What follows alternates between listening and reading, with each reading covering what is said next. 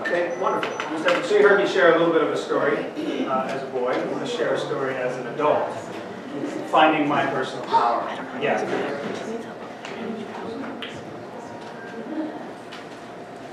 My voice is my power. May I present, in a language of words, but here it's truth, it's breath, it's colors. Oh, will you hear what must be heard? My voice is high, high, high. My voice is low. It's clamp and swallow. My voice is not kid. It's insecure. It's nervous and got quivers. And there's such grief and resounds my voice. All it sounds strong. My voice is my power, my gift, my soul, my heart. I'm here to tell what must be told. It goes away. Ashamed, confused, enraged, or booms. Sometimes I'm worried you won't enjoy my voice. But there's times I hold back from sharing so core, deep, to hold back. Neither I nor others enjoy that as much. My voice, even as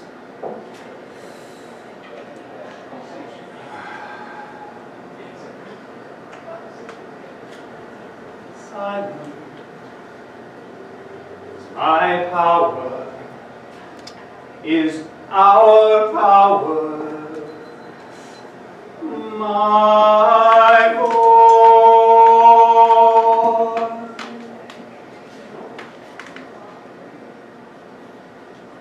Thank you.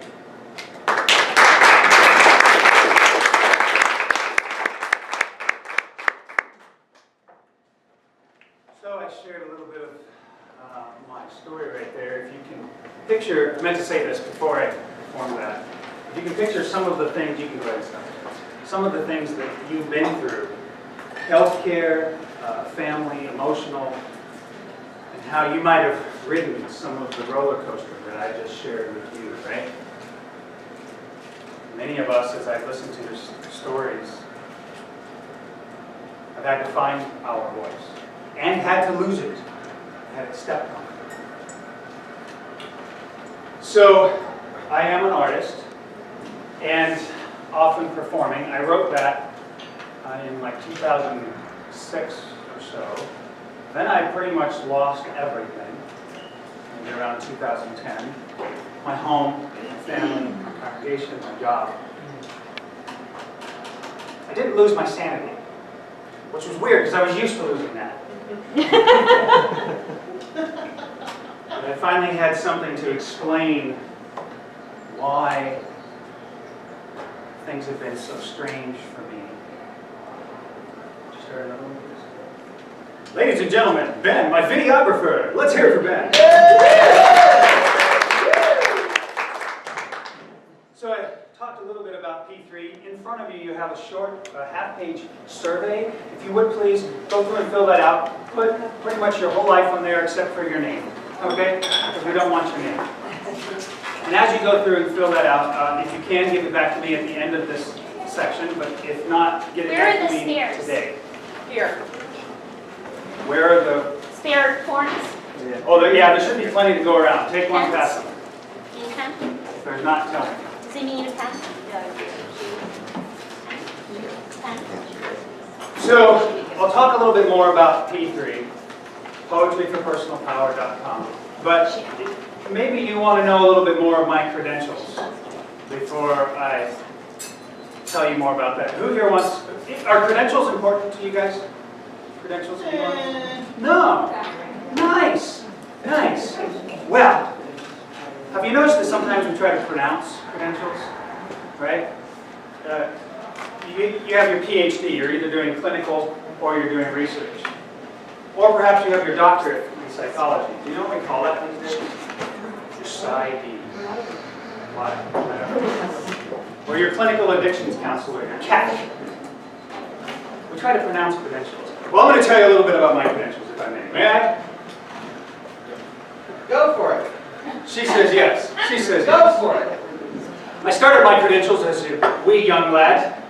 I was moving around quite a bit. You might have noticed I do a little bit of that now. My parents went to have me tested. Apparently I did well on the test because I came out with my first credential. I got my ADD. That's right. That's right. I learned how to add. I learned how to subtract as well. I'll tell you about that towards the end of this bit. So what do you get with your ADD? Well, you take that credential back to school and you get a visit with the nurse each day because apparently I was methylphenidate deficient. So I got daily supplements of Ritalin. And I think it did help the parents. I'm not sure what it did for the boy, but I was able to take my ADD and go and now enroll in special ED classes and be told that I had LD. So my credentials were mounting. Yes, I could add them. And then as I got towards the end of my high school years, I decided it was time to undergo a new designation. Unbeknownst to me though, because after a suicide attempt, I was again tested and evaluated. This time, I came out with my MD. Major depression. Wait a minute though. I thought about that. Major depression. Well, I'm not just depressed. I'm good at it. So I majored in depression for a while. And then, towards the end of my 20s and my 30s, I got my PTSD designation, my post-traumatic stress disorder. That's right. That's right. But that wasn't enough. That wasn't enough. So in my 30s, when my life blew up, as I described earlier, I decided to go back again for testing. And I got my ASD designation. But that wasn't enough. I thought about this and I said, well, I'm getting this higher level stuff. I want to go back. So I got the rudiments of my GAD, generalized anxiety disorder. Stay with me. And after all these designations, okay, leading up to today, I realized that I could add them. I also learned how to subtract credentials.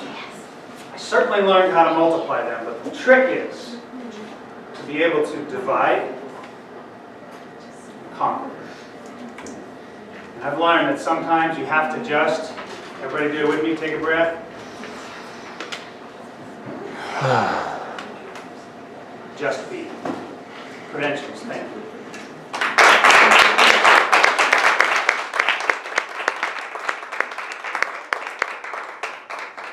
So, thank you very much for humoring me to tell you my credentials when it wasn't very important anyway. What was that? I do want those back, and let's collect them back with Karina in the back. She's in the cute sweater. Or I can give Shannon that job. She's my assistant. Oh, okay. Thank you, Shannon. Assistant, ladies and gentlemen. I love you. Shannon, you have to. So, before I talk a bit about P3, I want to give you an opportunity to ask some questions. I know I threw some letters and some credential designations out there. And so if you have some questions or comments, I want to leave space for that. Please. How about just some thoughts? What do you think? Either one, my voice thing or the credentials thing? Do you have a credentials speaker recorded? It will be now. Yeah, well, that's not up, but it's, pardon me, good morning, Eric. Thanks for asking. It's a radio show asked me to be on live, and radio, so it's on an audio track on SoundCloud off of my Facebook. Brian B. Arts Facebook page. The guys were cracking up so much during that he took out his phone and he videoed me while we're on the air, and then put that on the radio's Facebook page. So there's both a video and an audio of the credentials bit. My Voice is My Power was also published in an art book in 2012. It's a worldwide collection of artists, an anthology of 77 people. And My Voice is My Power is printed. And I was going to show you, really I was, my page in the book. Thoughts, comments, questions? Thank you for sharing. That was very powerful. It was very powerful. And the performance mix is kind of perfect. Yeah. You know, the only thing I missed was having seen your Facebook page and seeing some of your dance performances. I was a little concerned that you were going to, you know, but I think you're dancing later, right?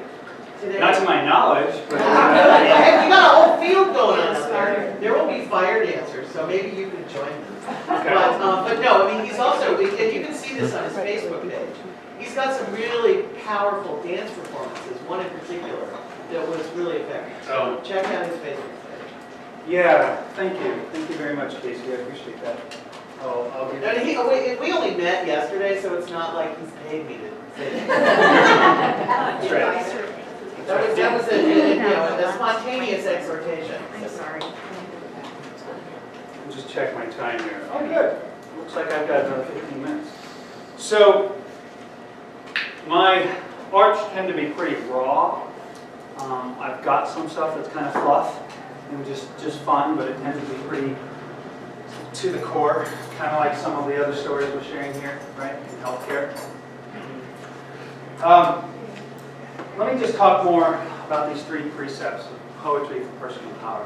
It's a Kansas City-based company that's in both Kansas and Missouri, is expanding to Colorado, where I live, in Denver, born and raised. I am a 4th generation native, maybe 5th or 6th. I got to talk to some family members. They probably told me before, but I forgot.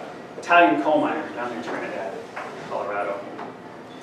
And the Poetry for Personal Power is expanding to Colorado and has looked to me to help grow more artists to get in front of people, deliver a message, whatever it is that they do as an artist. Sing, dance. Slam poetry is the common focus, but they're looking at other artists. And then also deliver some wellness and resiliency and recovery messaging, and hand out these surveys and collect them back. These surveys, in essence, go to the government to provide some feedback about the Affordable Health Care Act. But it's talking about it, if you read it, it's asking things like, how are you doing today, and what's going well for you, who do you talk to, and what's rough for you in the last week, and how have you dealt with that? So it's a real casual way, without necessarily talking mental health, or substance abuse, or traumatic brain injury, or spinal cord injury, or whatever. And that further emphasizes the point that everybody goes through something. And yeah, yours has a label, and it's good to know your own stuff, and to get with your tribe of people that are similarly affected. But we're all going through particularly emotional distress, right? If you're not, you'll get there. Right?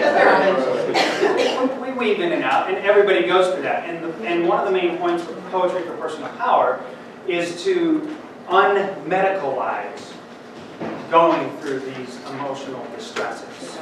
To take it away from a diagnosis and a label and some healthcare provider getting paid, and instead just say, this is a human condition. We're all going through, we're all going through this kind of stuff. And how are you dealing with it? Yes, there's professional healthcare ways to get help and support. Make sure and work with someone who's been through what you, I mean, you founded Colon Town to help people do that, to connect. Regina has founded this patient advocacy, the walking gallery, to help us do that. Connect with people who have gone through what you're going through. And then lastly, find your personal power. It might be singing and writing and dancing like me, and if it's not, that's fine. It might be making baskets. It might be organizing on social media. It might be publishing. Find your personal power. We've all got a gift to give. And we want that. We want to be able to listen to others, where they can just come right to it. Why are you alive? What have you got that I need? The federal government has a group called SAMHSA. Let me see the hands of who has heard of SAMHSA. Okay, so for the rest of you, Substance Abuse Mental Health Services Administration, SAMHSA, has given us, Poetry for Personal Power, some money, and wants to be able to get some feedback about how people access healthcare services in Colorado. If you know somebody, if you are somebody in Colorado that could help us with that, maybe you know an artist or you know somebody who's real connected, please talk to me. Will you do that? Or Karina. Karina, can you wave please for a moment? Ladies and gentlemen, the founder of Poetry for Personal Power.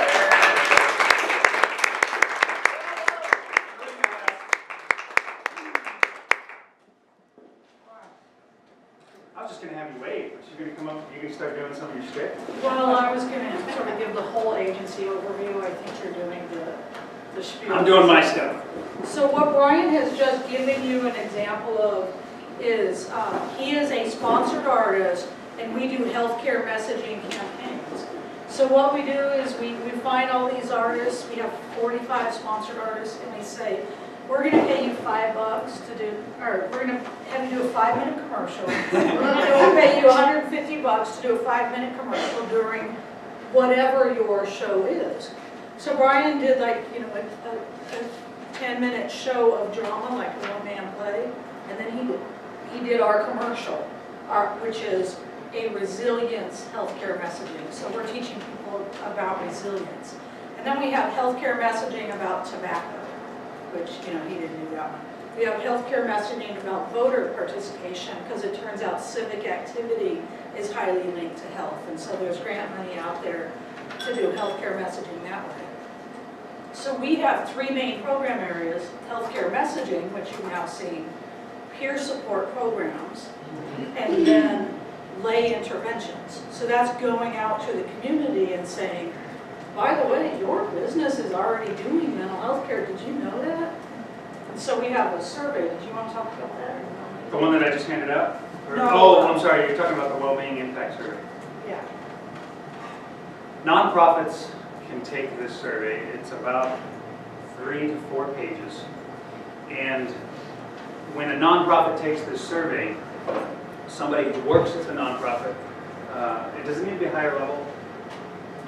Anybody. Anybody that works with the nonprofit, somebody who receives the services of the nonprofit, they take the survey together, along with a third one. This one's challenging. The requirement for the third one is they have to have a pulse.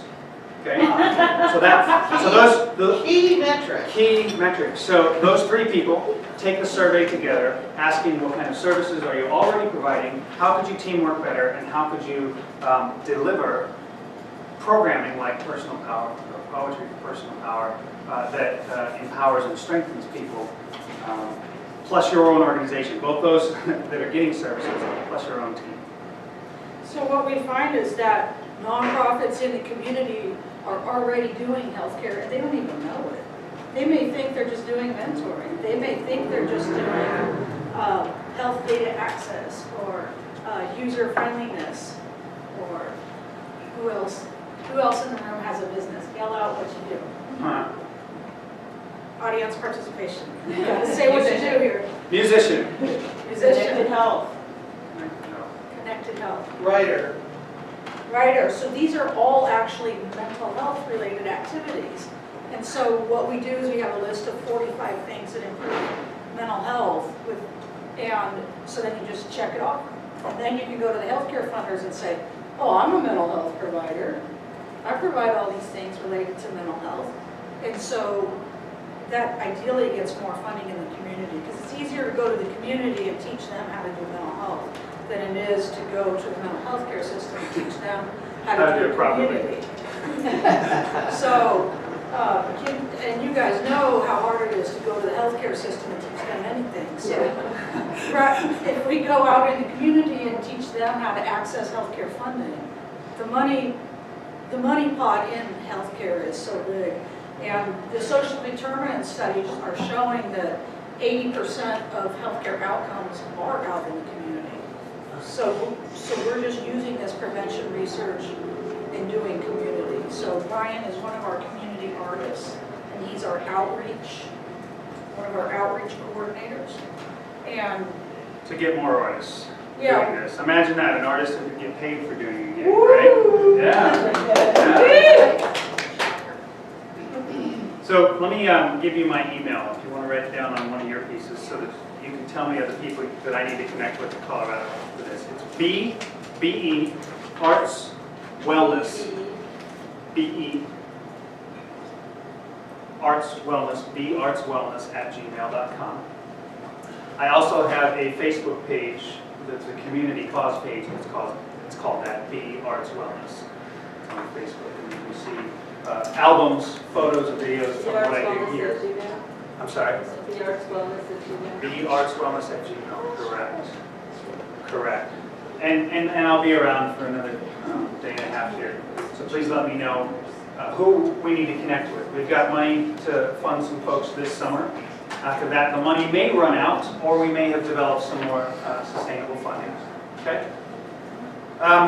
Did you want to close with a Paul? Would you like me to do another one of my Helios? I'm close to phone, so thank you so much. Yay, thank you. Appreciate your audience and Poetry for Personal Power. We just accidentally even get grants now, so we're doing really well as far as bringing in revenue.